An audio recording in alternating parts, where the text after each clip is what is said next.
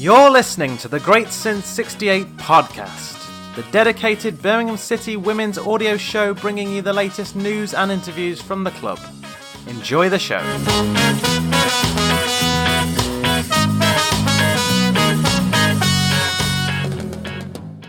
To celebrate 50 episodes of the Great Since 68 podcast, we felt it was only right to celebrate Birmingham City's greatest achievement to date. On Saturday, May 26th, 2012, Birmingham City Women, or Ladies as they were known at the time, won the FA Cup.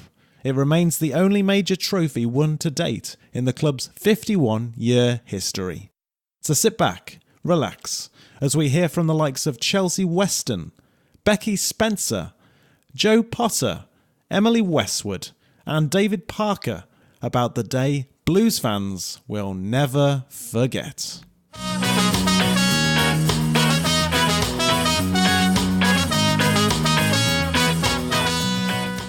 The year is 2012 and Birmingham City are enjoying one of their best spells in their history. Fresh off the back of a second-place finish in the debut Women's Super League season, the Blues were looking for greater success. The Blues would reach both domestic cup finals in 2012, including a narrow 1-0 defeat to Arsenal in the Continental Cup final, thanks to a late strike from Kim Little.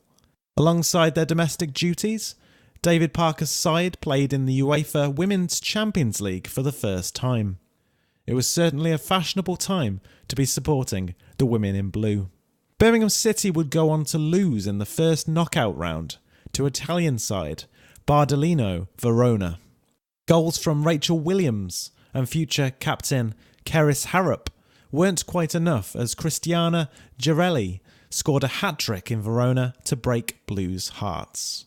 Back on English shores, things were much better for the Midlands side. Birmingham City, perhaps known for narrow wins in recent years, had a front line which would not look out of place in the Women's Super League today. Jodie Taylor, Rachel Williams, Karen Carney and Eni Aluko. Between them, they had scored 36 goals in a season fans were not going to forget. The Blues made the run to the final look easier than it perhaps was. A 3-0 win over Liverpool in the fifth round of the Cup was the first bit of action in this year's competition. Goals from Jodie Taylor, Izzy Christensen and Marie Ballard ensured their place in the next round. Next up for Birmingham was Sunderland, a side considered to be the best of the rest as they continually were denied promotion despite winning the Premier League 2 years in a row. First half goals from Keris Harrop and Jodie Taylor were followed by a late strike from Eni Aluko to round off a fine performance and book the team a place in the semi-finals. The Lamb Ground was the venue chosen for the semis, as the Blues faced off against Mark Sampson's Bristol Academy in Tamworth. Birmingham got off to a perfect start when Rachel Williams headed the ball past Siobhan Chamberlain to give her side the lead after 9 minutes. Things got worse for Bristol as Karen Carney's in-swinging corner was handled on the line. The incident left the referee no option but to send off Alex Culven. Bristol were down to 10. A brief respite followed as Rachel Williams put the spot kick to the wrong side of the post, but a quick-fire double from Karen Carney shortly before the break put Blues well and truly in the ascendancy. They had 1 foot in the final. After the restart, Rachel Williams atoned for her early penalty miss by firing in a second for the day to give Blues a 4-0 lead. Laura Del Rio scored a consolation for Bristol late on, but nothing could dampen the mood as Blues heard the final whistle. They were heading to Ashton Gate and the FA Cup final. The week leading up to it, at training, there was just a real buzz around the place and it was just exciting for everyone. The day before the final, we met at St Andrews so we could get the coach to take us up there, and obviously we had pictures outside St Andrews and stuff, and it was just an absolute buzz around the place, and we went into it, we was really confident, to be fair, and we knew we could, a one-off game as well, we knew we could win the game, so I think it was just a real excitement around the place, and we just had our heads firmly on the task ahead. There was a lot of build-up in the week before the final, a lot of local media interest and interviews that players were doing. I remember seeing on, Midlands Today and things like that, and it was really the first time that local media had clocked on to Blues ladies, although we'd come so close in the league the season before, and I think the Continental Cup as well. We got to the final, but I don't know whether the name, the FA Cup final, that really caught people's attention, I think, and staying over on that Friday night and everything. Did it seem like that was the first real point for local media to get interested in what Blues ladies were doing?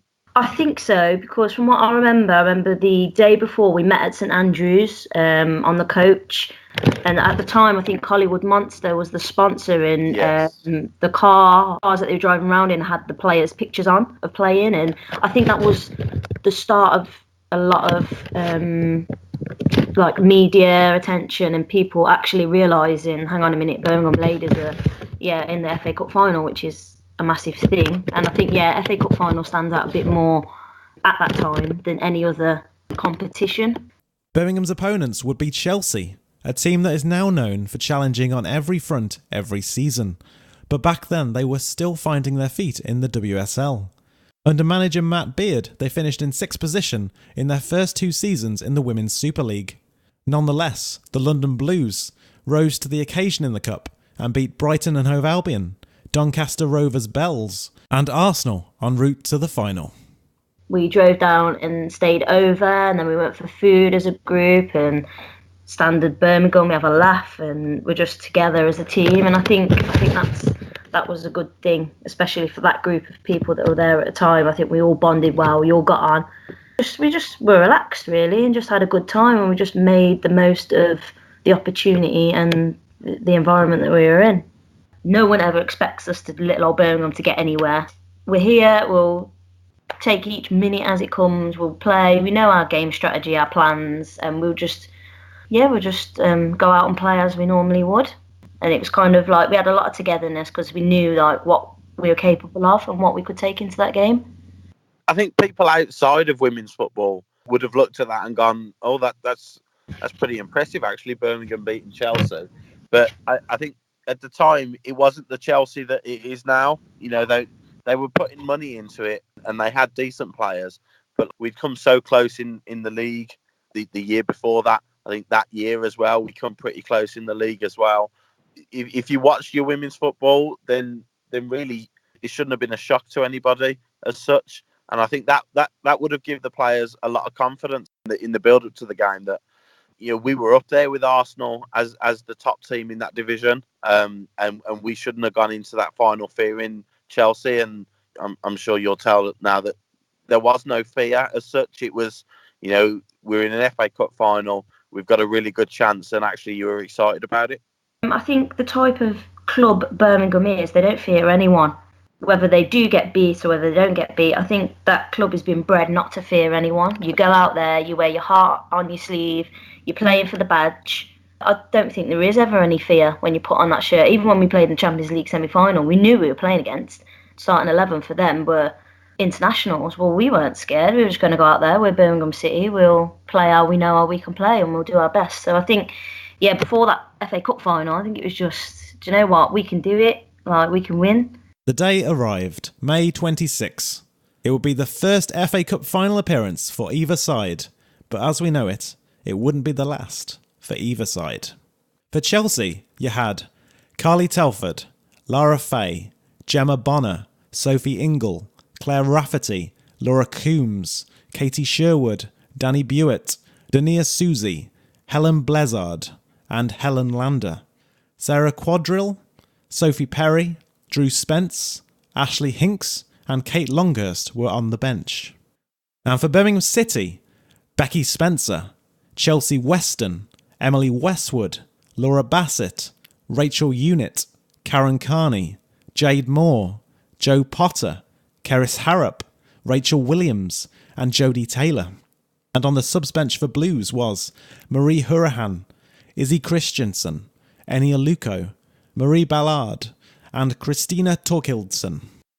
It was a closely fought contest for the majority of the game, with neither side finding a way through until the 70th minute. Lovely touch from Helen Lander, away from Bassett. Is this Chelsea's moment? It is! Chelsea land the first blow. It's Helen Lander. Helen Lander, now Helen Ward, fired Chelsea ahead after a lovely turn to beat Laura Bassett before striking it past Becky Spencer. It appeared to be Chelsea's day as the game entered injury time. But Rachel Williams hadn't read the script, and she capitalised on a lax bit of defending to smash the ball home. Picked up by Karen Carney. Chelsea need to stand their ground here. It's Williams! Birmingham City have managed to rescue it in injury time. And it's their leading lady, Rachel Williams. 1-1, cue the final whistle. With the Bristol sun blaring down on the players, it was time for another 30 minutes of football. The Londoners retook the lead in the first half of extra time thanks to substitute Kate Longhurst. But a clever set-piece routine from Karen Carney that's gone down in folklore with Blues fans caught Carly Telford out as the ball nestled into the top corner. Cue the protests from the Chelsea players, but as Joe Potter reveals, they'd gotten permission to take it early. Me and Kaz were stood over it, and we'd been aware that Carly likes to line up her wall. We know it was something that we knew we could take an early one, that we might be able to get a cleaner strike on goal, a bit of a gimme really, and we stood over it, and I said to the referee, I said, can we have a quick one? He said yeah, and I was like to Kaz was like, what? And I was like, Kaz, if you don't take it, I'm going to take it. And so she did no more but put it in the top corner. I don't even think Carly would have saved it if she was in the net, so it was a brilliant moment, and I couldn't think of someone better to score that goal really. Oh gosh, I remember standing behind it thinking like, bloody hell, like it was just such a great moment. I just couldn't believe it. But I mean, it was a great finish, and who better to have there than Kaz, It was madness. I can remember, I'll never forget that. It's just something that rarely happens in the game anymore, and it was kind of like one of those games that everything that wouldn't happen happened. Being a Birmingham men's fan as well, it's taught me to expect the worst. So I was just waiting and wait. I would not celebrate until basically they kicked off again, because somewhere inside me was convinced that they were going to disallow it at some point. The moment you realise that's gone in, and you think you've lost it twice, and you come back. Karen's 112th minute goal turned out to be the final one as the game finished 2-2. Fatigued both mentally and physically, it was time for one of the most taxing events in football, the penalty shootout. From what I remember is the day before we practiced them, and I think there was solid few that would 100% take them. I think I was like 6th or 7th on the list, but I just got cramp before, so I was praying that it wouldn't go past that, and I would have to step up and take it. Marcus chose us, and I think I had the 5th penalty. I don't think anyone actually knows that, but I was next to take the next penalty, and I hadn't really volunteered to take it.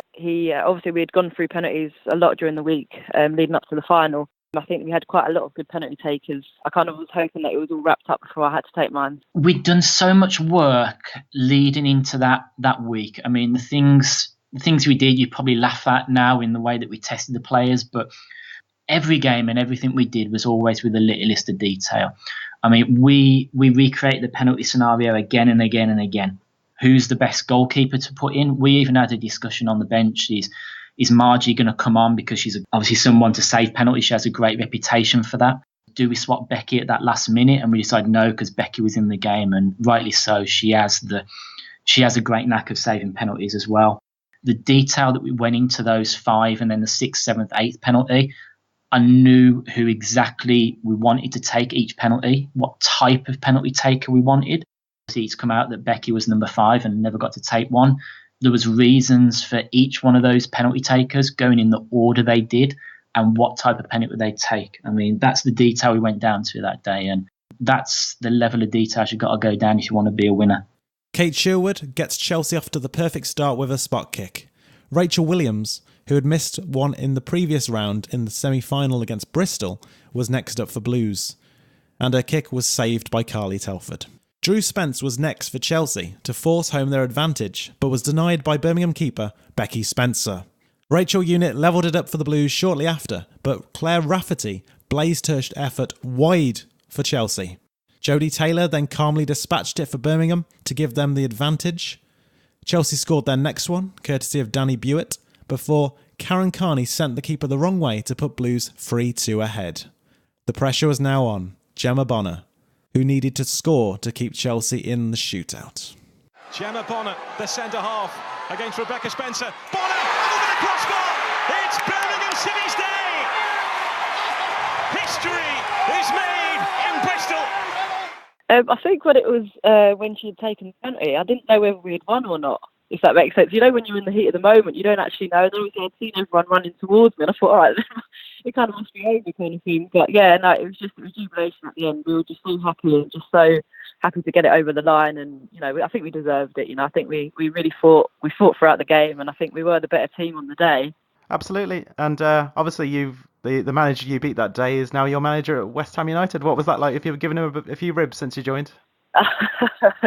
No, so I think it was after the final he'd come up to me, because I think when Drew was taking her penalty, I'd gone up to her. I think actually when all of the penalty takers came, I kind of went up to him and kind of had a little word with him before they took the penalty, and he kind of came up to me afterwards and gave me a bit of banter about if he was taking a penalty, he would have absolutely walloped it in or whatever, and I was just cracking up. But yeah, no, he hasn't mentioned it since. I think it's better to keep it quiet around the training ground now. But yeah, I do have banter with Raf about it every now and again, obviously because she missed her penalty. But yeah, that's as far as it goes now. Watching the highlights back this week, I noticed you went the right way 4 out of the 5 penalties for Chelsea. Have you been able to watch clips of Chelsea prior to the game, and what kind of preparation did you have in the run up to the game? Yeah, we had footage of the penalty takers and who we'd felt like the penalty takers over the season that Chelsea had. But I think with sometimes obviously leading up to penalties, you don't know, which way players are actually going to go on the day. So it's kind of a guessing game really, and sometimes players can give you clues with their body shapes and whatnot. When we won the last penalty, I remember just everyone ran. I had cramp in my calf, and then Jade Moore had cramp. I think she had cramp in her quad, and we all just started cramping up as we were running. I think there's a photo of that, which was really funny. But yeah, I remember that from the win as well. It was just mad. It was always mad in that changing room anyway. With the characters you've got, as well as that happiness, it was not shock, but just I don't know. It was just, oh my God, we just won an FA Cup. What the hell? Little old Birmingham City just won, even though we deserved it. It was just kind of shock. Just such a good experience. I remember it being hot. I remember it being at Bristol. I remember the score lines going back and forth with Chelsea. We knew that was a real great opportunity for us to win the FA Cup for Birmingham for the first time. And once we'd got the equalising goal, I just knew we were going to go on. And regardless of how we won it, I just knew we were going to win it because of the way we kept coming back and the way the score lines went. I was really glad that I got the opportunity to do it with Laura Bassett and Kaz Carney.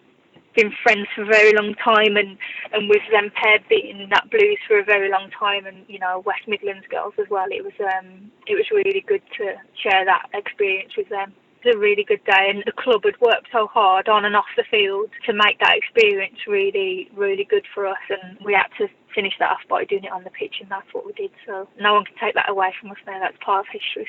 It was back to Birmingham for the team and the inevitable celebrations that followed. We was that shattered after playing 90 minutes in what felt like 50-degree heat, and then extra time and penalties. I think you can imagine it was a bit of a blur after that. I don't think the night stopped till the next morning. So I think we went out in Birmingham. We had already had hotels booked and stuff. So obviously on the way home, it was just at night. It was just carnage on that bus. All up singing and dancing and whatnot, and the drinks started, and it was just a really great. It was a great day from start to finish.